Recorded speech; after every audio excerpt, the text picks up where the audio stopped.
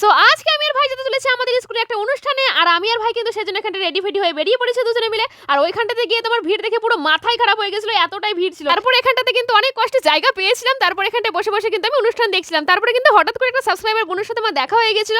আর সত্যি বলছি, তোমরা যখন এরকম করে এসে আমার সাথে এসে কথা বলো, আমার সত্যি ভীষণই ভালো লাগে। তোমরা হয়তো অনেকেই ভাবতে পারো যে আমি হয়তো কথা বলবো না, কিন্তু এমনটা কিন্তু একদমই না। তারপরে যাই হোক, বোনটার সাথে একটু ভিডিও আর ছবি টবি তুলে নেওয়ার পরে আবারও কিন্তু এখানটায় বসে বসে অনুষ্ঠান দেখছিলাম। ও হ্যাঁ, আরেকটা কথা তোমাদেরকে বলি, তোমাদের মধ্যে অনেকে এরকম আছো যে যারা আমার সাথে দেখা হওয়ার পরে হয়তো সাহস পাও না কথা বলার, কিন্তু মেসেজ করে বলো যে দিদি তোমাকে আজকে দেখেছিলাম ইটিসি ইটিসি। তো তোমাদের কাছে আমি একটাই রিকোয়েস্ট করবো যে এরপরে ওরকম মেসেজ না করে তোমরা প্লিজ আমার সাথে এসে কথা বলে যেও, কারণ তোমরা যখন আমার সাথে এভাবে কথা বলো না, আমার সত্যি খুবই ভালো লাগে, খুবই ভালো লাগে। আর এইদিকে দেখো, এখানটাতে কিন্তু ভিড় জমে পুরো একাকার একটা ব্যাপার হয়ে গেছিল, কারণ দেবাদিতা বুনু করছিল কিন্তু এখানটার পারফরমেন্স। তারপরে যাই হোক, এখানটা অনুষ্ঠান সবকিছু কমপ্লিট করার পরে আমি কিন্তু চলে এসেছিলাম বাড়ি। আর অনুষ্ঠান কিন্তু রাত পর্যন্ত চলছিল, কিন্তু আমি রাত পর্যন্ত স্টে করিনি, আমি এখানটা কিছু খাওয়ার কিনে চলে এসেছিলাম বাড়ি।